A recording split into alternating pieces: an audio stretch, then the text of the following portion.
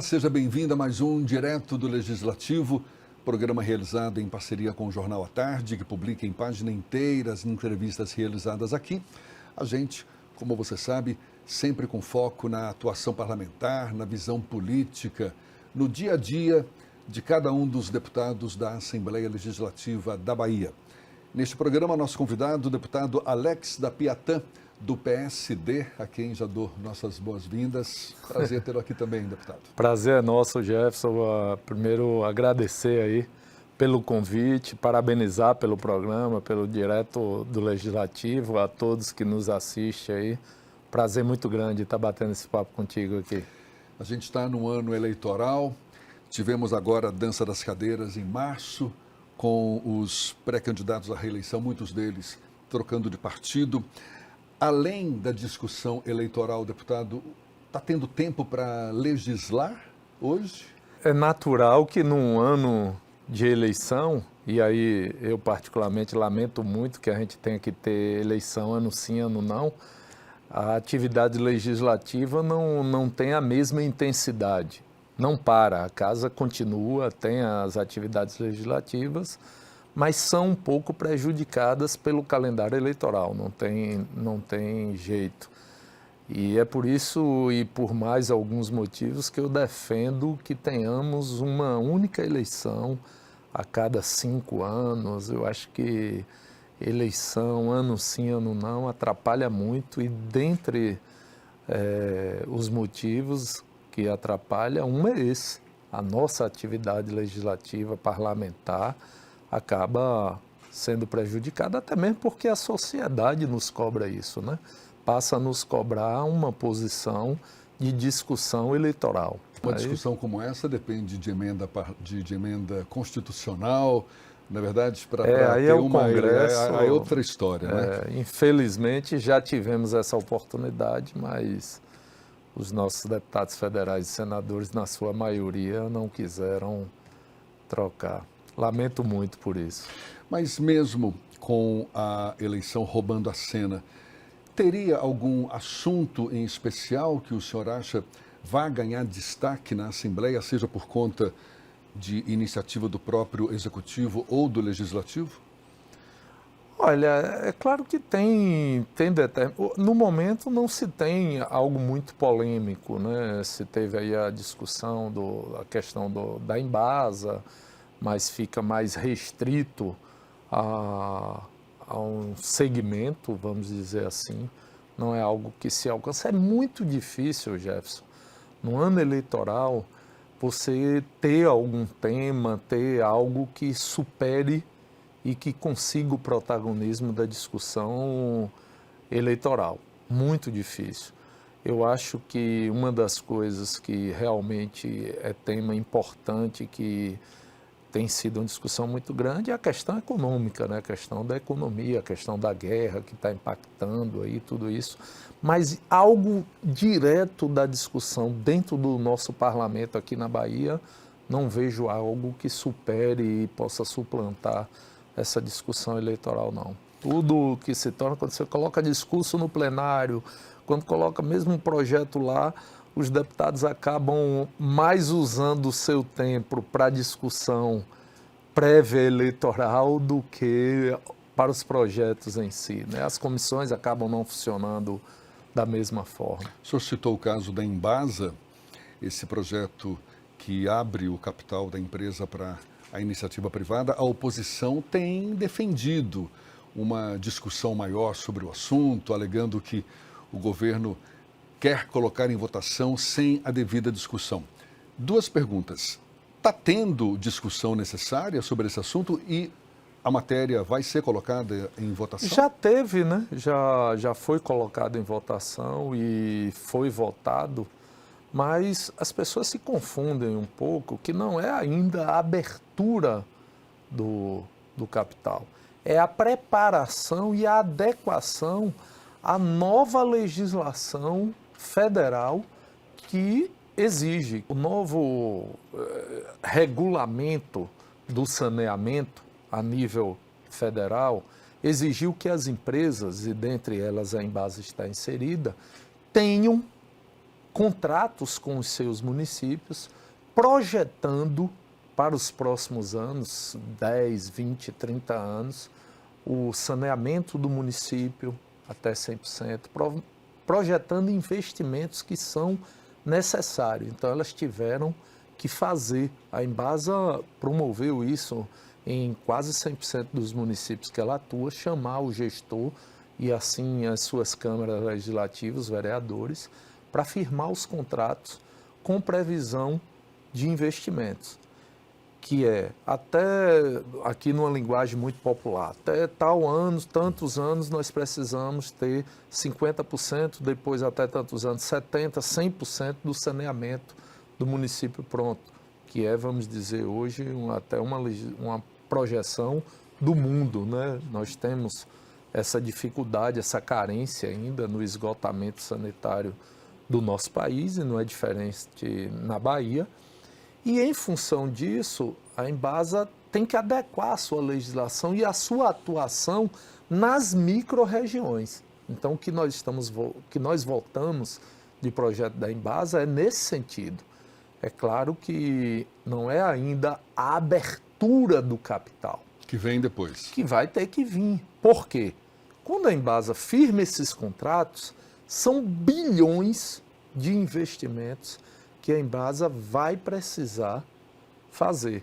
E você sabe que o governo tem outras prioridades, que é saúde, que é educação, que é segurança. Não dá para ficar colocando o que precisa se investir em segurança, em educação e saúde na Embasa. Ou seja, precisa se injetar capital. Então, qual é a dificuldade de abrir o capital, sendo que, do ponto de vista estratégico, continua na mão do governo do Estado o seu controle maior? Então, não vejo nenhuma dificuldade nisso. Mas não é isso ainda que foi votado. O que foi votado é apenas a adequação de ter que abrir, de poder firmar esses contratos, de poder ter núcleos regionais de gerenciamento para gerenciar esses contratos. É isso que foi votado. Mas eu defendo a abertura. Eu acho que deve ser feito. Deputado, o senhor está em seu segundo mandato. Quais são suas principais bandeiras? Olha, eu tenho uma atuação muito forte na área de saúde. Pelo destino, eu acabei sendo secretário de saúde no meu município quando fui vice-prefeito em 2013. Conceição do Coité. Conceição do Coité. E a partir dali tive uma atuação e uma identificação muito com essa área. E chegando na Assembleia, logo fui membro titular e estou membro titular da Comissão de Saúde e estive presidente também da Comissão de Saúde por 2 mandatos. Então, acabei criando uma identidade muito grande com essa área de saúde e também por ter sido por 2 vezes, fui uma vez e agora estou novamente presidente da Comissão de Desenvolvimento Regional. Então, essa questão de desenvolvimento regional me identifica muito também. Quais contribuições o senhor já deu para a melhora da saúde? Olha, na saúde eu tenho um orgulho muito grande, Jefferson, porque assim, e todos que nos assistem, nós sempre defendemos, desde quando fiz a minha primeira campanha para o primeiro mandato, que é a regionalização da saúde. A Bahia sempre teve muita dificuldade em ter a sua alta complexidade concentrada nos grandes centros. Ou seja, vamos aqui para uma linguagem mais popular, para que o público nos entenda. O ser humano, o cidadão lá no interior, em Xorroxó, teve um problema muito grave lá de um AVC, tinha que transferir tudo para Salvador ou Feira de Santana. Esse era o fluxo no estado todo. E aí nós criávamos uma dificuldade muito grande para que essas pessoas sofressem muito sendo locomovidas e uma sobrecarga nas redes hospitalares dos grandes centros. E nós defendemos muito a regionalização da média e alta complexidade, que são aqueles problemas de exames, e grandes cirurgias, urgências. E isso se avançou muito, Nós levamos para dentro da comissão essa discussão. No primeiro mandato, do governador Rui Costa, que foi o nosso primeiro mandato também, e batemos muito forte. Fomos até o Ceará conhecer as policlínicas e copiamos de uma forma muito melhor aqui na Bahia, está dando certo as policlínicas, que aí resolvem exames de ressonância e tantos outros que antes tinham que se deslocar para cá e resolve hoje nos próprios territórios, nas suas regiões. Tudo isso deixou. As redes hospitalares passaram o Hospital do Cacá, o Hospital da Chapada, o Valadares em Jiquié, o Hospital Regional de Itabuna e lá em Juazeiro. São dezenas de hospitais que foram fortalecidos, que ampliaram leitos de UTI, Hospital da Criança em Feira de Santana, o Novo Clériston e por aí vai. Ou seja, também fazendo com que esses hospitais regionais passassem a resolver. Eu vou te dar um exemplo, na minha cidade, Conceição do Coité, nós temos o Hospital Português da Bahia, que hoje já resolve cirurgias ortopédicas. Se alguém quebrasse o dedo lá, tinha que se deslocar para Salvador. Da mesma forma, no Hospital de Pombal, no Hospital de Senhor do Bonfim, no Hospital de Caetité, de muitos municípios que antes, em várias regiões. Então, eu acho que essa foi a maior contribuição na área de saúde, tanto é que o governo da Bahia, na gestão do governador Rui Costa, é o maior investimento dentre todos os estados do Brasil, em número absoluto, não é em percentual não, mas supera São Paulo, imagine. Em investimento de forma geral, é o segundo porque perde para São Paulo, não tem como, né? A diferença é muito grande. Em termos de percentual é o maior. E em termos de saúde é o maior do Brasil, é na Bahia. E o investimento 90% direcionado para a regionalização da saúde. O senhor citou Conceição do Coité, o senhor é natural de lá, onde, conforme disse, foi secretário da Saúde, vice-prefeito também. Quais as principais demandas do município e região que o senhor procura atender, deputado? Aí são muitas, né? A gente tem uma atuação em alguns territórios, dentre eles lá, que é o chamado território do Sisal, mas nós temos no Nordeste 2, no Litoral, no Vale do Jiquiriçá, no Extremo Sul. E essas demandas vão desde essa questão da saúde, como também na educação. Nós tínhamos uma infraestrutura de educação muito precária, muito antiga, de colégios antigos, construídos há 30 anos, 40 anos atrás, e o governo investiu bilhões agora modernizando essa infraestrutura da educação. Isso foi uma atuação e uma demanda muito forte. Na área hídrica, porque a maioria da nossa atuação é no semiárido, e o semiárido teve durante anos uma deficiência muito grande no acesso à água. Aí foi quando o governador Wagner lançou Água para Todos e o governador Rui Costa deu seguimento e atendeu fortemente. Aí são bilhões investidos em todos esses territórios, em todo o semiárido, muito mesmo investimento para que nós pudéssemos ter cada vez mais a população tendo acesso à água potável. Isso também foi muito discutido na Comissão de Saúde e Saneamento, porque, apesar de ser uma questão hídrica, mas interfere diretamente na saúde das pessoas. E também na infraestrutura de pavimentação, né? De pavimentação, seja ela urbana, seja ela nas estradas intermunicipais que nós temos dentro do estado. E aí muitos investimentos em ampliação da nossa malha rodoviária. Isso aí nós discutimos muito, ampliamos muito essa discussão. O senhor é autor de um projeto de lei já aprovado e promulgado pela Assembleia Legislativa que determina a obrigatoriedade do selo Made in Bahia em artigos, produtos produzidos aqui no estado.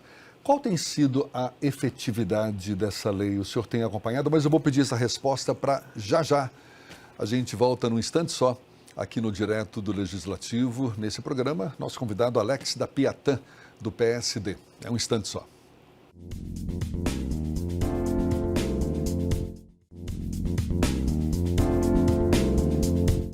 Já estamos de volta. Alex da Piatã, deputado do PSD, nosso convidado no Direto do Legislativo. Eu falei do seu projeto de lei que determina a obrigatoriedade do selo Made in Bahia para artigos, produtos da Bahia. Esse projeto ele já foi aprovado na Assembleia Legislativa. Está tendo modificação prevista para ele também, não está não? Jefferson, esse projeto tem uma história interessante. Eu, no primeiro mandato, no início do nosso primeiro mandato,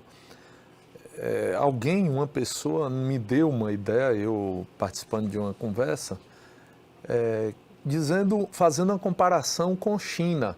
Eu não sei se todos aqui vão lembrar que há 20 anos, 30 anos atrás, quando a China começou a sua expansão forte econômica, nós víamos muita coisa e até dizíamos, é made in China, estava lá escrito made in China.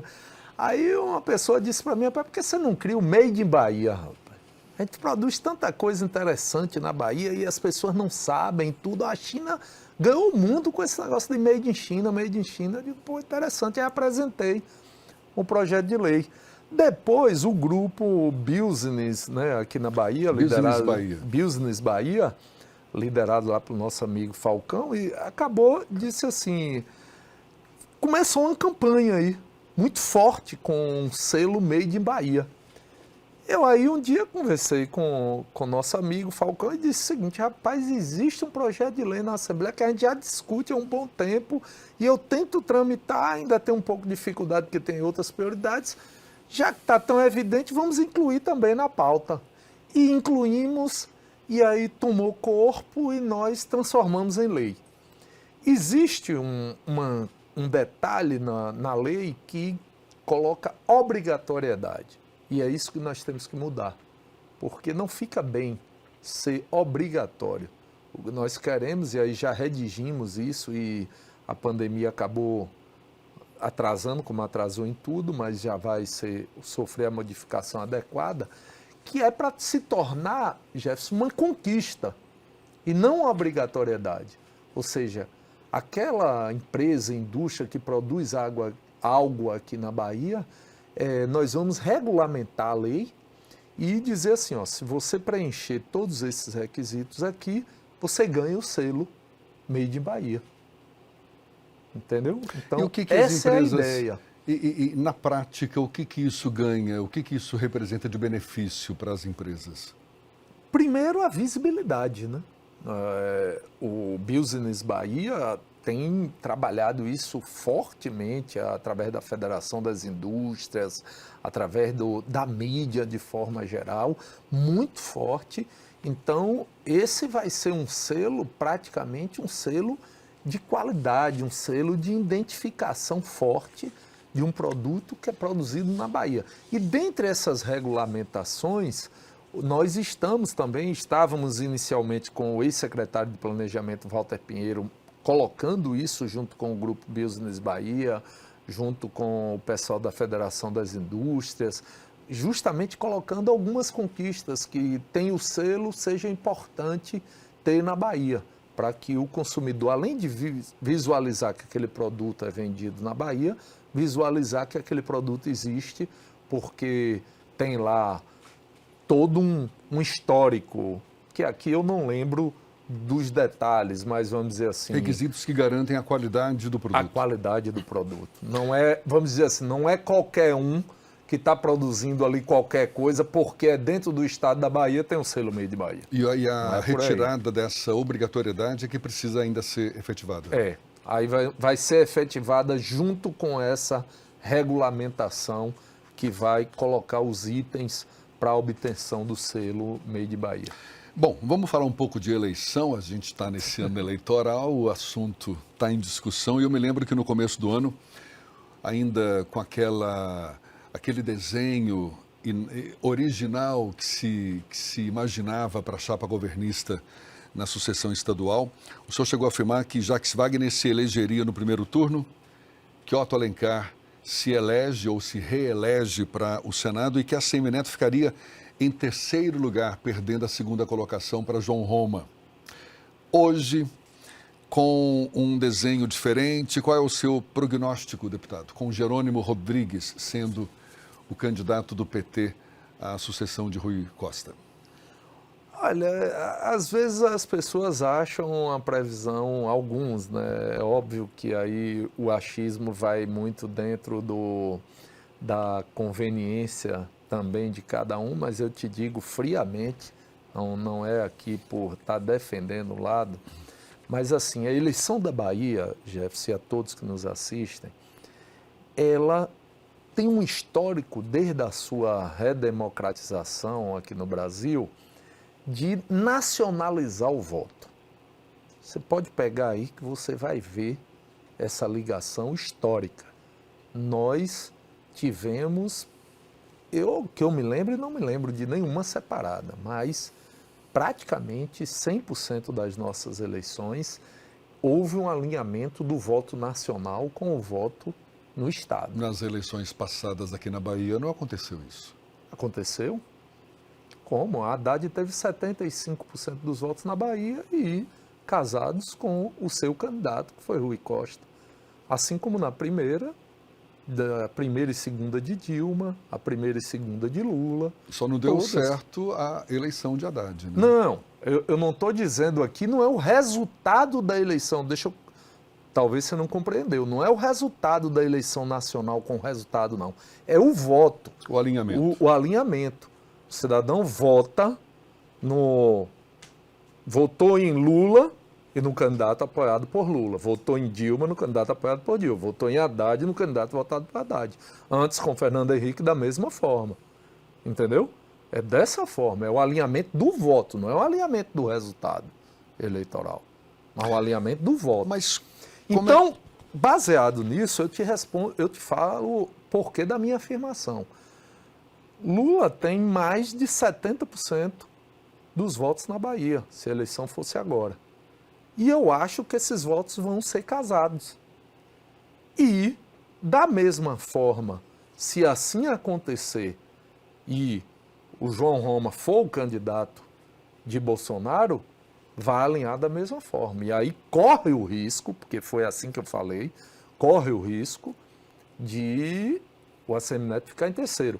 O que pode não ocorrer é se houver uma polarização tão forte, de fato, que o eleitor de Bolsonaro corra para votar no ACM Neto. Mas como é que o senhor avalia o impacto dessas idas e vindas na composição da chapa governista, com tanta indefinição, durante um tempo que foi avaliado como exagerado, o impacto ou o estrago dessas idas e vindas no palanque eleitoral chamado Bahia, que até então é visto ou era visto como um dos mais sólidos na disputa pelo PT? Primeiro, um desarranjo inicial, isso é óbvio. Nós tínhamos um palanque muito bem definido, com a candidatura de Wagner e a candidatura do senador Otto Alencar à reeleição, e todas essas indefinições acabou causando um desarranjo. Mas eu entendo que a eleição está um pouco distante, 6 meses é o suficiente para reagrupar e arrumar tudo isso. Eu acho que a poeira baixa e aí, com essa vinda do presidente Lula já agora para a pré-campanha, para o lançamento e depois mais intensamente na campanha, eu confio muito que vai haver esse alinhamento. É baseado nisso, Jefferson, que eu acho. É claro que eu não posso aqui afirmar, cada eleição é eleição, mas se esse histórico assim permanecer, e eu acho que a eleição nacional ela está tão polarizada que vai contribuir para que aconteça, tanto é que nas primeiras pesquisas com Jerônimo já deu um percentual. Jerônimo é totalmente desconhecido no Estado, de povo, conhecido da classe política, mas de povo é desconhecido. E já deu uma boa parte nesse alinhamento, alcançando mais de 30%, quando você coloca como candidato apoiado por Rui, Lula, Wagner e Otto. E isso em campanha, se intensificando, eu acredito que vai ocorrer o alinhamento do voto do presidente Lula com o voto de Jerônimo. Mas eu queria insistir na pergunta, deputado, porque essa falta de articulação no Causou grupo... um desarranjo. E desarticulou a própria base de apoio, que culminou com a saída do PP, do vice-governador João Leão, para o grupo político de ACM Neto. E troca de acusações na própria base do PT. Eu também acho que a condução não foi a melhor possível. Imagino que poderíamos ter conduzido de uma forma melhor. Isso a gente não pode esconder. Mas, dado que isso aconteceu, a poeira baixa e o jogo agora é outro e a gente vai ter que jogar. Não, é o que eu te falei, esse desarranjo, esse estrago inicial, houve, é notório, não, é fato, não se esconde, mas eu acho que temos tempo suficiente para rearrumarmos tudo isso aí e voltarmos para esse alinhamento. Porque se você pegar, Jefferson, a nível de voto direto de povo, é claro que nós temos um outro adversário diferente, é claro que nós temos com essa ida do PP, mas se você pegar em termos de povo, na questão eleitoral, em todas as eleições você viu da mesma forma, exceto na última, porque foi uma reeleição de Rui e houve a desistência de Neto, o Ronaldo não teve densidade eleitoral. Então, Rui já saiu com 70% e chegou ao resultado com 70%. Mas todas as outras foi dessa forma. Desde a primeira eleição de Wagner até a primeira de Rui. Saí com 4%, 3%, 5% e depois, quando casou com a eleição nacional, chegou a um percentual ganhando no primeiro turno. Por isso que eu afirmo que vamos ganhar no primeiro turno. Na disputa ao Senado, o senador Otto Alencar, de certa forma, estava numa situação confortável até a ida do vice-governador João Leão para a base de ACM Neto e com o nome sendo cogitado para a disputa pelo Senado, a disputa por uma vaga no Senado no grupo de ACM Neto. Essa tranquilidade supostamente que existia para Otto Alencar desapareceu, deputado? Não, eu não gosto. Eu sempre digo que a eleição tem duas formas de você perder a eleição. Achar que está ganho ou achar que está perdido. Nunca pode achar que está perdida e nunca pode achar que está ganho. A eleição sempre existe uma disputa. Então, eu não gosto de encarar a eleição com a situação, achar que está confortável. Qualquer que fosse o adversário, porque eu tenho certeza que o senador Otto Alencar... Aliás, ninguém escolhe adversário. Quem escolhe adversário é o opositor. Então, eu acho que a gente não pode encarar como confortável. Eu acho que a disputa vai existir. O senador Otto Alencar teve aí 8 anos de atuação que ele vai ser julgado nas urnas, porque é candidato à reeleição. E eu julgo que é um dos melhores senadores do Brasil. A sua atuação, inclusive, na efetividade da vacina, que na minha opinião foi graças à CPI da Covid, ele foi fundamental do ponto de vista técnico e político, porque ele é um técnico da área, médico, professor. Então, eu acho que é um senador, e por isso o seu nome nas pesquisas sempre pontuou de forma muito sólida, dando essa tranquilidade que você assim fala, mas em eleição não se tem tranquilidade, tem que disputar. Não tem eleição ganha, como não tem eleição perdida. Então, nós temos que ter o pé no chão e disputar, que eu tenho certeza que o senador vai poder mostrar para a Bahia que ele merece mais 8 anos. E o senhor concorre à reeleição nessas eleições de outubro? A reeleição para deputado estadual. E se manteve no PSD? No PSD. No PSD é o partido que eu escolhi para estar foi onde eu me elegi e sigo a liderança o senhor já do foi do senador, PMDB, não? que fui no início da minha vida pública, mas depois que o MDB se direcionou para uma aliança com o DEM, eu aí entendi que afastou daquilo que eu pensava, daquilo que eu tinha e que teria formado dentro do próprio PMDB à época. E resolvi, por isso, ir para o PSD, é onde eu estou agora e é onde nós vamos concorrer à reeleição. Deputado, muito obrigado pela sua atenção. Até uma próxima. Eu que agradeço de coração mesmo, Jefferson, pelo convite e parabenizar. Parabéns mesmo, a audiência tem sido total, tenho certeza que vai continuar sendo. E agradecer a todos que estão nos assistindo e vão nos ler também, né? Porque vai estar no À Tarde, não é isso? Exatamente. Então, muito obrigado. E muito obrigado a você também que acompanhou esse nosso bate-papo. Até uma próxima. Tchau, tchau.